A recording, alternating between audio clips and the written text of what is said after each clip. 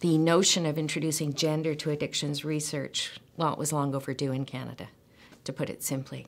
Sex and gender analysis are a cornerstone of the IMPART program, largely because these two concepts are often misunderstood, and they're critical gaps in research and research generally, but in addictions research in particular, and they matter.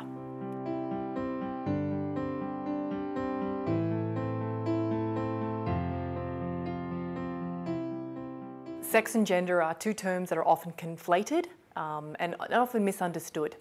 Sex being the biological aspects of human life, and gender, roughly speaking, being the social and cultural aspects of human life.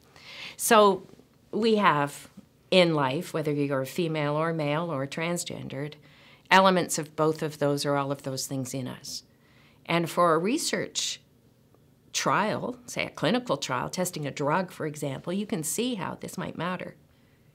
Or for a research program where you're investigating the effectiveness of, say, a treatment for alcoholism, this might matter.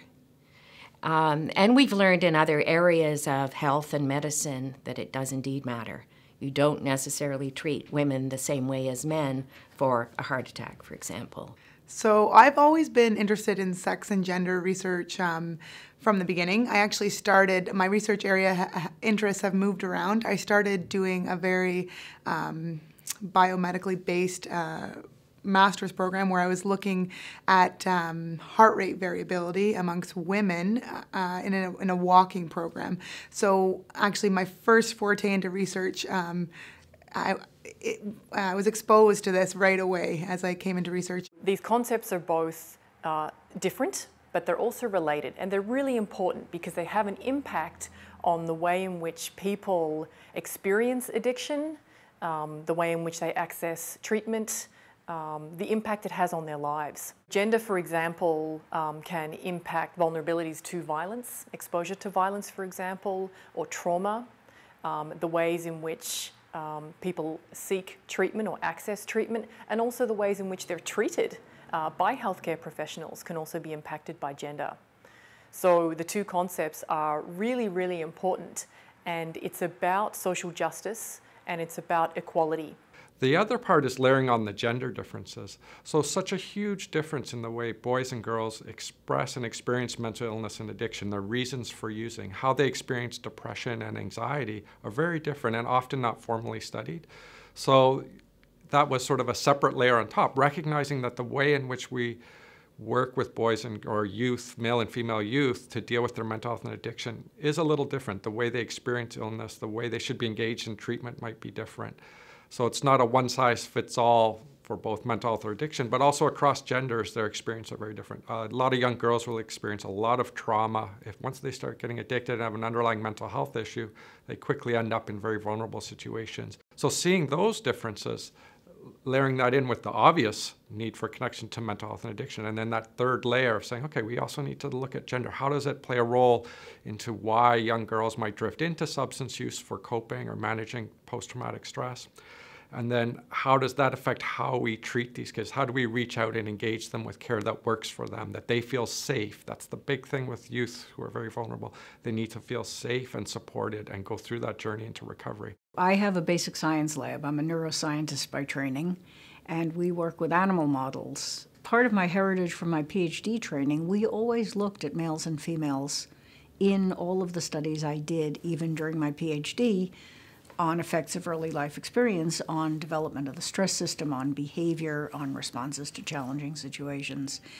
And we often saw sex differences. Males and females may both show deficits, but it might be manifest differently in the two sexes, and that's because of biological and, in the human situation, environmental and many other influences.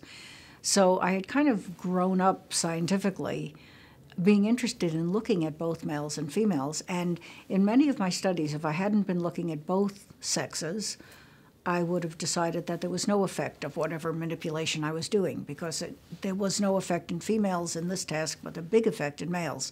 And then in some other task or challenge or test I might be doing, I'd see an effect in females but not males, males but not females, or I'd see it in both, but it manifested in slightly different patterns of response. So it had kind of been on my radar from the beginning. This is a big issue in medicine and in life science studies in general. There's somehow been this thing in the literature that you should look at males. Males are much simpler. They don't have this cycle that's so messy to deal with, hormone changes over time. We don't want to deal with that. It creates too much variability. We'll look at males that are much simpler. Well, first of all, that's not true because sex hormones are released in a pulsatile manner. Environmental factors can change release of testosterone in males, for example. And secondly, it's been a serious detriment in medicine because testing is done on male animals and on male humans, and then the results are generalized to this is the effect of the drug, or this is what cardiovascular disease looks like, or this is what depression looks like. And that has resulted in serious issues. Women have twice the level of depression as men, for example. Women respond to drugs differently from men, no surprise. Different body build, different ratios of body fat, different hormones, different metabolism, and yet drugs were tested only in men, and then a dose was decided and drugs were prescribed for women, and either they had no effect or adverse effects, or so it's been a serious issue in medicine in general. You know, I think it's such a wonderful experience to be part of IMPART, and so very important for how our research looks about addiction. When we look at any research, like from cardiac disease to diabetes to addiction, most of it is done in middle-aged men. And we take the results of that research and we apply it to other populations, which is sometimes flawed. So we have to be able to look at women through a specific lens and ask the questions that are relevant to that population, and that examines therapeutics and examines interventions with that population so that we know that they work for them. Well, as much as these ideas sound logical to me, and perhaps to a lot of people in 2014, 2015, there was a lot of resistance along the way.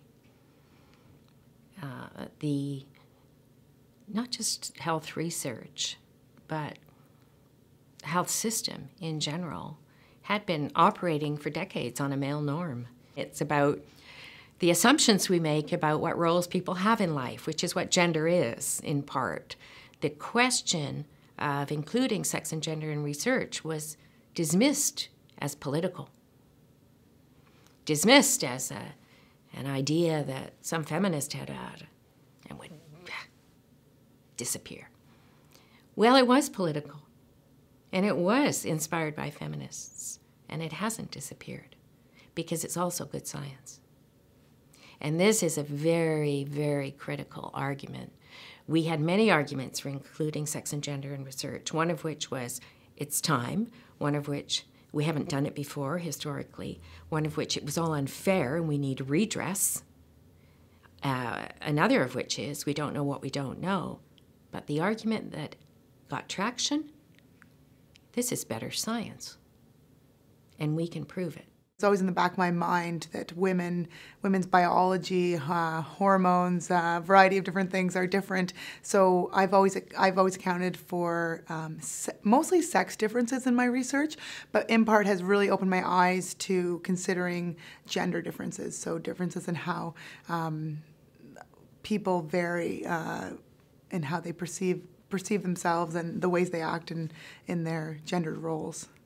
Better science, through using sex and gender, will reign supreme because the general public is more and more health literate. And more people will be schooled up to ask, is that the right dosage for me as a woman? Or is that the right dosage for him as a man? Or is that the right treatment? Or, you know, why do women get autoimmune diseases more than men? Or just what's going on here? So by focusing on sex and gender, the IMPART program really aims to improve the lives of men and women, girls and boys.